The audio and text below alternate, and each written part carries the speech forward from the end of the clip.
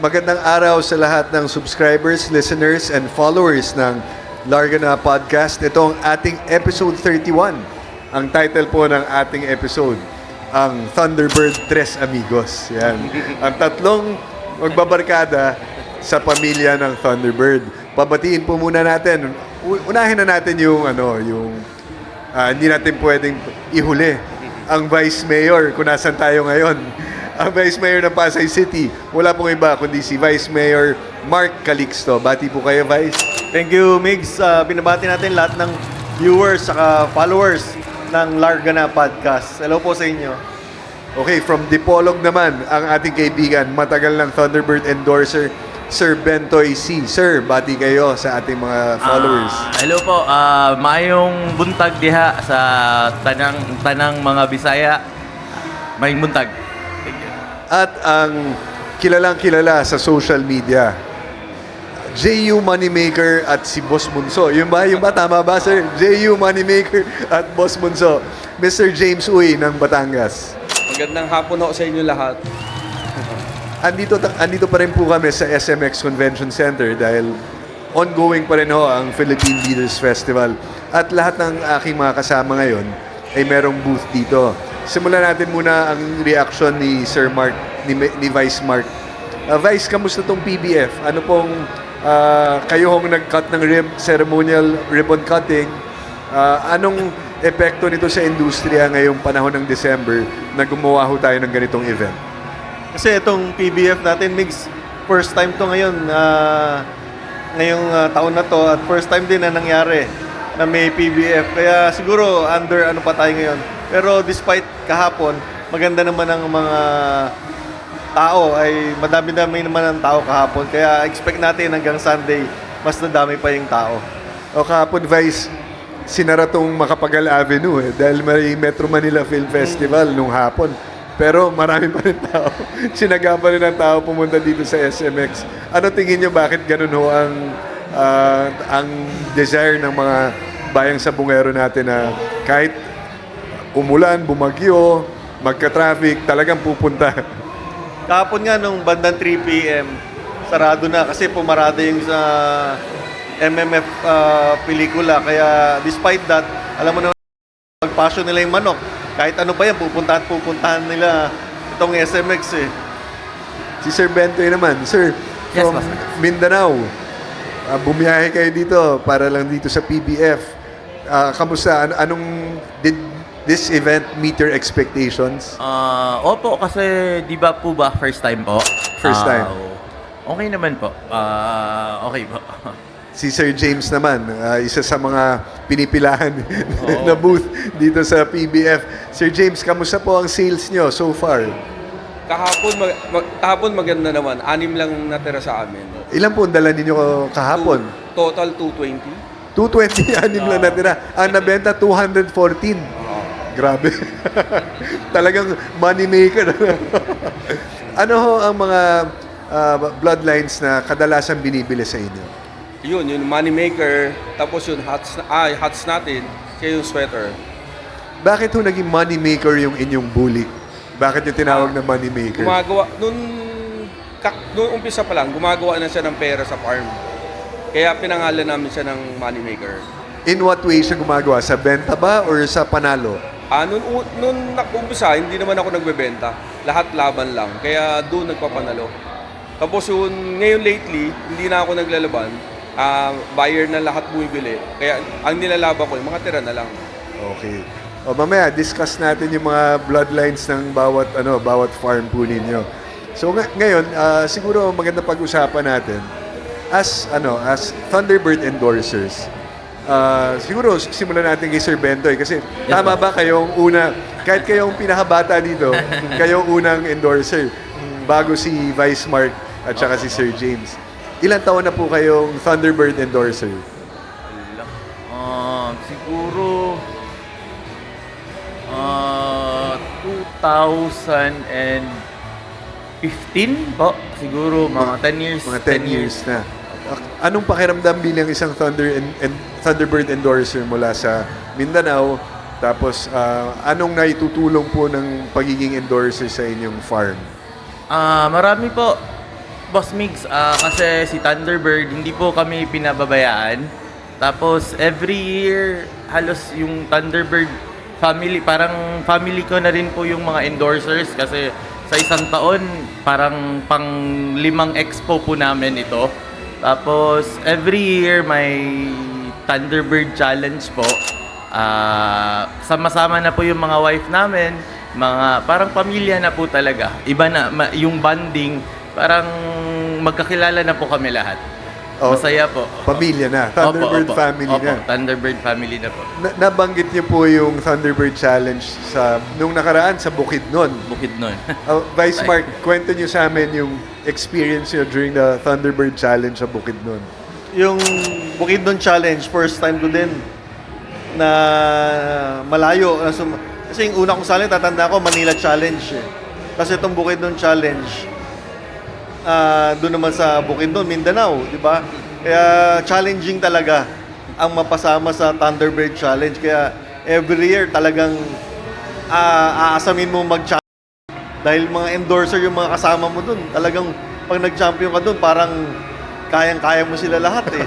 Kaya lahat ng breeders nagsa-challenge tuwing dumarating ang Thunderbird Challenge. Kayo naman, Sir James, naka-experience na kayo ng Thunderbird Challenge? Hindi pa naman. Ngayon, bago pa lang ako sa Thunderbird family. So, ikaw ang neophyte endorser. Rookie, kumbaga. Oo. Bilang bagong endorser ng Thunderbird, anong pakiramdam na nakakasama niyo yung mga veterano sa sport, mga kaibigan natin na una, ina-idolize natin sa sport. Ngayon, kasama mo na as Thunderbird endorser. Masaya. At least marami tayong natutunan sa kanila. Sa experience. Sa experience, pero pagdating sa commercial sales, palagay ko, dito tayo magtatanong kay Sir James kung anong sikreto. Anong sikreto ng JU Game Farm pagdating naman sa side ng commercial selling po ng mga manok? Bakit palagi kayong sikat sa social media at tuwing may expo, maraming bumibili sa inyo? Unang-una, yung manok natin, hindi na tayo nagtatago. Lahat, open na lahat sa benta sa mga... Kaya wala na rin... Kahit na mismo ako pag gumagamit, panay mga tira-tira na lang. Kaya late past ilang years, hindi na ako gano'n nagcha-chop dahil wala na. Kaya siguro yung mga tao, nagagamit naman nila ng... Nakikita nila, nakukuha nila yung mga magagaling. Kaya nasa-satisfice naman sila. So mga buyers muna ang una, bago ang sarili. Oo. Yun ang sikreto siguro ng isang Mr. James Uy. Si Sir Bentoy naman, congratulations dahil Thank you, boss. bagong champion sa nakaraang 550 entry fee. 8 yun, no? Kay Kong SL po sa Mandaue. Thank you, Boss Mix. Klaro ko lang, yung pagka-champion po nito, dalawa po kami. Si Mr. Chan Chan Kwan, nasa magkakaiba kaming inendorso, pero partners po kami. Okay. So, Dalawa po kami nun. solo champion. Opo. Ilang points po kayo? 8 po. Chamba lang. Perfect. 8 out of 8. Perfect. Grabe. Yun po yung mataas na championship na namin. Chamba lang po. Na-achieve. So, Opo. pinaka-memorable na yan Opo, so opo. far, no? In Opo, your opo. career as a... Kasi yung mga nakakalaban namin, halos lahat Manila eh. Yung sa time na yun, yung sa Cebu, halos lahat ng mga tao, puros taga Manila. Chamba lang po. Thank you po, thank you. So, Merry po yung congratulations. Christmas namin. Very, very merry. Kasi I'm sure lahat tayo dito nangangarap na manalo ng ganung kalaking event. Mapunta naman tayo kay Vice Mayor Mark Calixto. Sir Mark, sa career mo naman, outside of being a public servant, as a career natin dito sa sport natin, anong pinaka-memorable niya pong so far na nagsa-stand out sa memory ninyo? Tatanda ko, nag-champion kami sa 9 bakan. Siguro bago yata yun, pandemic yun. 2019. 2019 yun. Yung nag-champion kami sa... National. 9 bakan. Nung time na yun, Vice, saan po ang farm ninyo? Saan hinanda yung mga alaga natin? Ando na din, sa Lipa. Doon pa rin sa Sa Lipa, farm oo. nyo ngayon. Sir James naman, most memorable event na marami na rin kayo na ipanalo dahil matagal na kayong sport natin, anong pinaka-memorable? Marami na yan. Yung NCA, mga international, tapos yung sa Pitmaster, yung 10. Pitmasters Cup, yung mga mga Henny, Mga money makers kay Henny. mga moneymaker tsaka Henny. Ang kakumbay nyo nun, I think si Sir Eric and si Sir Marvin Ayuste. So, that was what year? Last year ba? Last year. Last year, 2024. So, yan ang mga kasama natin ngayon, mga dekalibreng endorsers ng Thunderbird na nananalo sa malalaking natin. Ngayon, punta naman tayo kay Sir Bentoy. As a breeder naman, what bloodlines do you breed? At saka ano yung main produce nyo sa farm ninyo? Mel Sims, nakilala po ako sa Mel Sims, pero yun nga po, si Mel Sims ko sir, parang sa inyo, sisiw pa lang na ibebenta na. Pero ngayon, kasi every year, ilang expo parang 4 or 5. Kailangan talaga mag-breed ng mga pogi, sweaters. Dun sa partner ko, si Chan Chan, nagbe-breed kami ng mga Golden Boy. Galing kay Red, kumukuha kami kay Red. Every year, ini-infuse namin, tas nag-i-import din kami. Yun po.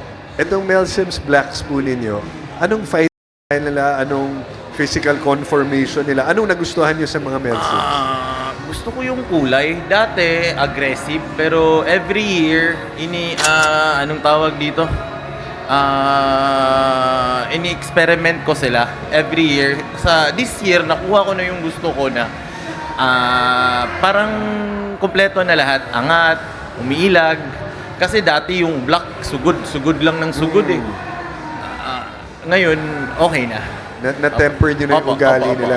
Na-timpan nyo na Every na year. maayos. Kasi ngayon, 6 months lang, 7 months, 8 months, pwede mo nang ilaban, unlike dati. 'Di ba? Kaya masaya ako na merong mga associations. Kasi matitest natin yung mga manok Yun po. So, yung Mel Sims po ninyo, locally sourced or Hindi po. import? Kay Mel Sims pa po talaga. Nung time na buhay pa, no? Na-maintain ko lang. Every year, kinikip ko lang talaga sila. Infuse. Kumukuha ako ng imported na item. Yearly po. Opo. Yung mga sweaters nyo naman po, aside from Red Game Farm, saan pa po nanggaling? Imported po kay Dink. Ding. Pero yearly, kumukuha po ako kay Sir Edwin po. Regularly? Every year? Every pasok year, na pasok? pinapasok ko po. Okay. Kailangan kasi para makaano ka, every year magaganda na din yung manok Yearly po. Thank you. Si Vice Mark naman. Vice, anong mga favorite lines ninyo sa farm nyo? Anong mga favorite crosses nyo? Para lang alam ho ng ating mga listeners. Paborito ko talaga noong una yung mga bulik ko Kaya ngayon yung bulik andyan pa din. Pero to lately, yung mga blacks ko naman, nagpapanalo na din ngayon. Yun yung Tsaka nilaban mo sa sa Challenge. Bukidnon Challenge. Bukidnon. Oh. Blacks naman. Tas yung ko, syempre, di mawawala ang sweater dyan. Pampa-Pogi, tsaka Boston. Yan. Simulan natin muna sa sa yung favorite original line ninyo. Yung mga buliks nyo, saan nyo po na-source yun? At saka anong origin nila? Yung unang-unang bully ko, imported yun kay... nakalimutan ko na yung pangalan Pero yun, hindi ko na na-maintain. Tapos, netong mga sumunod, nakakuha ko sa Cebu. Yung mga tinatawag nilang Dirty Dome. Yun, doon nagsimula yun. Tsaka dito kay Paul Hinlo. Kinross ko doon. Yun, magagaling. Ano yun? Garces ng Cebu? Hindi ba? Oo, yan. Garces, kinocross nyo kaibigan ko sa... yun. Ayun. Jason Garces, co-cross. Yan, kay Hinlo, tas yan. Hinlo. Pinasok nyo dun sa old time. Yan yung mga winning line ko dati na bulik. Yung blacks nyo naman, Sir Mark, na paborito nyo ngayon, saan naman po nag-start yan? Ayan, dito lang, local lang yan. Mga SBR ko ngayon yan. Mga dito lang din. Siyempre, meron din tayo kay Bentoy na blacks, di ba? Ayun. Kaya sama-sama ako na. Tapos yung sweaters nyo naman, Vice, Yung sweater natin, kundi kay Red yan, kay Esculin yan, tsaka kay Paulo. puro mga gwapo at magagaling na Yan, bloodlines. kaya pag dito nga sa Espo, di ba, Siyempre yung tao, minsan, tumitingin sa breeder, di ba? Pag sinabi mong breeder, James Uy, kahit magkano yan, bibili nila yan. Pero ako yung price ko, sakto lang. Pero pag tinignan mo yung bloodline ng manok ko, kung mga kasamahan din natin dito, di ba? Talagang panlaban din talaga. Ngayon kay Sir James man, ito, maraming nagtatanong sigurado. Yung moneymaker nyo, paano po nag-start yan? Ano po origin ng bloodline po na yan? Yung moneymaker, yun talaga nag-uumpisa, isa lang. Dali, nag-pick up, noon sa airport, nag-pick up ako ng manok. Pag pick up ko ng manok, may naglaro yata sa casino. Natalo siya. Lumapit sa akin, hindi ko naman alam. May dalawa siyang dumating na manok, isang gold, isang dome. Tapos tinignan ko. Nakiusap na. Tapos nakursunadahan ko naman kahit pa paano. Nagkasundo kami. Tapos yung unang gamit ni pagdating sa akin, sinubukan ko muna i-breed ng konti. Tapos nung pagkonti, pagdating sa farm, walang bumibili. Kasi unang labas, walang bumibili. Tapos, ni tama-tama yun, NCA, naghanap ng finance, pinasok ko. Pagpasok ko, champion, solo. Wala pang handa yun. Full show.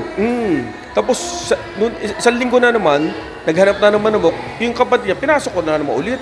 Na nag-champion na naman. Doon na ako nagka-interest. Kasi noon, laro nila parang Tagalog lang. Hindi gano'ng malakas sa lupa. Yung talon-talon lang ba? Pero Kaya, maganda cutting. Maganda ang cutting. Kaya doon na ako nagka-interest. Kaya, yun, taon-taon, gumaganda. Kaya na-i-improve na sila. So aside from yung mga moneymaker bulik ninyo, na-mention niyo po kanina, may mga hatches rin kayo na binamaintain. Ano po yung mga hatches na yan? Yung hats ko, may Melsim ako, may Gilmore ako. Yung Melsim ko dati, nakakuha din ako kay Melsim. Pero yung iba, kay Bebot Uy. Tapos yung hats ko na iba, galing kay Larry Romero, kay Jim Batey. Tinino mo ba? Oo, yun. Mga import. Oo, mga import. Yung sweaters niyo naman, Yung Sir sweater James. ko, yun din, galing kay Larry, kay Ding Pierre, kay Jim Batey, kay Jerry Jenkins. Sila rin. Tapos once in a while, naglalaban rin po kayo ng mga off-colors. Para minsan may mga puti kayo. Yung puti ko ngayon, na-improve ko na maganda. Maganda na sila na panalo. Tapos yung mga hennies naman, minsan naglalaban kayo ng mga hennies. Saan naman po galing? Yung henny, nabili ko sa Amerika, isang piraso rin. Ayun, tapos yung lumabas, dire-diretso, paglabas, ang daming panalo kagad eh. Kaya hindi na ako nahirapan sa henny. Yung produce talaga na panalo kagad, ang ganda. Yung mga nakukuha niyo pala parang instant no? Oo. Natsatsambahan niyo itong mga Nakiklik. nagsastart lang sa isang manok. Napopropagate ninyo, dumadami na sila and maraming panalo. Parang pagbibigay talaga sa'yo kahit isang piraso lang, Swerte. kayang-kaya ka na, oo. Hindi na kailangan marami, basta pag binigyan ka ng isa, alagaan mo na lang. Okay, as breeders naman, dito sa ating sport, ang dami ng magagaling na breeders, di ba? Sobrang dami na. As a breeder, Vice Mart, sino naman kung papipiliin ka ng isang breeder dito sa ating bansa, local lang, sino tingin niyo yung pinakamagaling na breeder? Kung isang tao lang. Dalawa sana yung katabi ko dito. Dalawa. Bawal yung bawal may katabi. Bawal ang kaibigan. At Lemix. Pero naalala ko na kanina, yung bully ko, Apo. kay Brian Corcoran. Okay. Nakabili ko dyan, unang tryo ko, Brian Corcoran. Mahilig sa off-color yan, Yun, Vice. si Brian Corcoran. May diba? mga whites din yan na magagaling. yan. Oh. Kaya yung Corcoran, Dirty Dom, tsaka kay Hinlo, yun yung pinix ko ng una. Yun. Kaya maganda labas nun.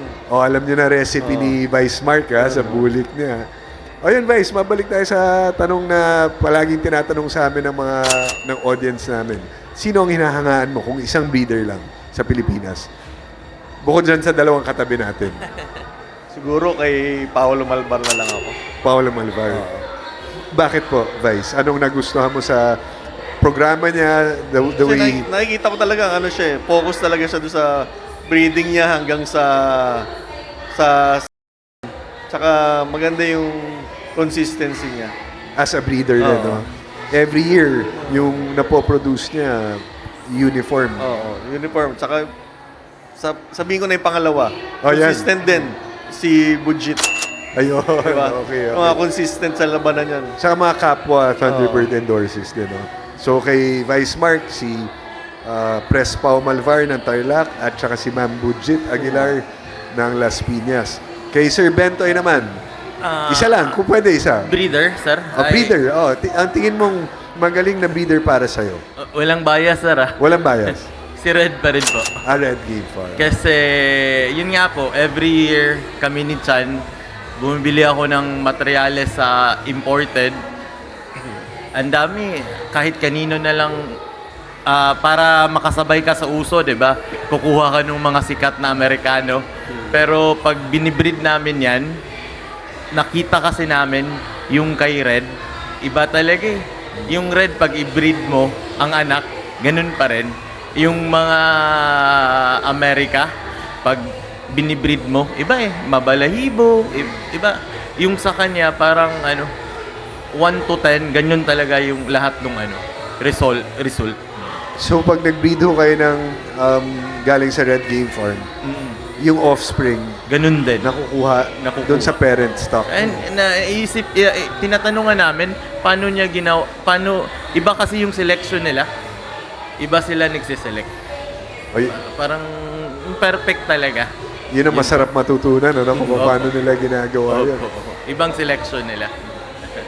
Okay, kay Sir James naman tayo. Sir James, kung papapiliin kayo ng isang breeder sa buong Pilipinas, sino sa inyo ang pinakamagaling? Ako si Bebot Uy. Bebot. Are you related ba, sir, kay Sir Bebot? Hindi naman. pero Siguro sa province ng Chinese. Kapangalan. Oo. Bakit Sir Bebot Uy ang paborito nyo? Yung nakikita ko yung mga labas nila, yung lugar nila, maayos naman. Kaya nagagamit ko rin yung manok, maayos naman. Nagbi-breed din kayo ng... Oo. ng Ngayon, may bago akong kinuha sa kanya yung mga gray. Mel Sims Gray naman ang Oo. nakuha nyo. Okay. So, tapos na tayo sa breeding. Lahat naman ho kayo, mga regular na lumalaban sa sport natin. Si Vice Mark naman, kung papipiliin kayo ng isang no dahil nagagalingan kayo sa entry na yon, sino po yung iiwasan nyo na makalaban? Dahil tingin ninyo maayos at magaling ang manok nila.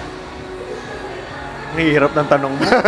Isa Ang lang. dami kasi nila eh. Isa lang, Vice. Yung, kung pwede lang na may bibigyan ka ng isang no fight, dahil ayaw mo siya makalaban, siya ang ino-no fight mo. Siguro si Budjit na rin. Budget na rin. Oo, kasi mahirap na yung kalaban Mahirap talaga. kalaban yun. Saka yung pinagbabasihan ko kanina sa tanong mo magaling na breeder, sa winnings nila eh. Oo. Kasi kung nakikita mo, lamang talaga sila sa panalo. May iba kasi, breeder, si Ma'am Budget, fight breeder pa. Kaya mahirap kalaban. Ikaw, Sir Bentoy, kung merong isa lang na ino-no fight dahil magaling siya. Ito nangyari sa akin nung Bukidnon Challenge. Ang Mambudjit. Ma'am Budget ka rin. Ang nangyari, nag-no kami, pero sa awa ng Diyos hindi ako nakasugat. Kala ko si Nestor. Nakabawi na ako sa Cebu ni Sir Nestor dun sa 550. Nakabawi ako. Ngayon si Mambudjit na. Ma'am Budget din. So, dalawa dito, ayaw kalaban si Ma'am Budget. Sir James Uy naman. Ako siguro si Bebot Uy pa rin.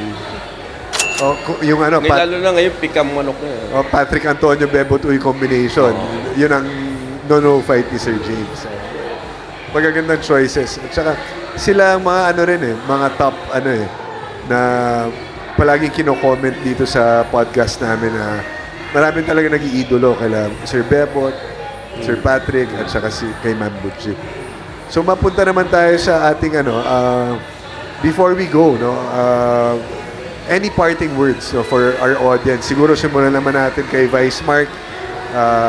Any advice, any greetings, any acknowledgement para bago tayo magpaalam sa ating viewers? Okay. Siguro sa akin, para doon sa mga nagmamanok lang, no? Kung ano lang yung kaya natin, hanggang doon lang tayo, di ba? Huwag natin isakripisyo yung pamilya natin para sa manok. Unahin natin, syempre, yung pamilya, tapos yung passion natin, yung manok, kung hanggang 10 manok lang kaya natin, hanggang 10 lang tayo. Huwag na tayo susobra para hindi tayo magulo ang buhay natin. Although, masarap nga magmanok, di ba? Kaya kung hanggang saan lang po yung kaya natin, doon lang tayo. At syempre, bumili na rin kayo sa kumuha kayo sa mga trusted na breeders, saka yung mga naglalagay para hindi na kayo maligaw pa. Saka, advance Merry Christmas sa ating lahat. Saka, thank you sa mga sumuporta dito sa Philippine Breeders Festival natin ngayong taon na to. Yun, maraming salamat kay Vice Mayor Mark Calixto. Kay Sir Bentoy naman tayo. Sir, Yes. any parting words? Greetings. Advance Merry Christmas. Advice ko lang din po dun sa mga baguhan kasi ang dami po ngayon, 'di ba? Yun nga po sinabi ni Vice Mark, dapat start right for me. Marami namang every year, maraming expo. Dun po tayo kukuha sa mga tunay na breeder po. Kasi marami pong hindi ko na lang sasabihin. Baka may issue ulit ako. Tapos yung sa akin, yung importante yung health din po nung pundasyon. Yun po. Yun po. Okay, kay Mr. Moneymaker naman tayo. Sir James, advice for our viewers dito sa Larga na. Siguro pag magsusugal, yun kaya lang ng bulsa. Hindi naman kailangan malakas eh. Basta manalo. Ako nga, manalo lang ang manok ko kahit wala. Talo sa gastos, masaya na ako eh. Kasi pag nasanay ka sa, kunwari, konti lang, pag nanalo ka, masaya ka na. Pag nasanay ka sa malaki, tapos manalo ka, parang kulang pa, hahanapin mo pa. Tapos at least pag konti, ang habol mo lang naman dyan, yung manalo ka eh. Yung masaya ka lang eh. Tapos, Merry Christmas mo sa lahat ng mga buyer na bumili sa amin. Marami rin salamat sa Philippine Breeders. Yan. So maraming salamat sa ating Thunderbird Tres Amigos. Thank you sa oras na binigay niyo po para sa Larga na Podcast. And abangan niyo po next week ang episode 32. Dito pa rin yan sa ating PBF series dito sa SMX Convention Center. Again, maraming salamat po sa inyong lahat. Mabuhay po kayo. God bless and Godspeed.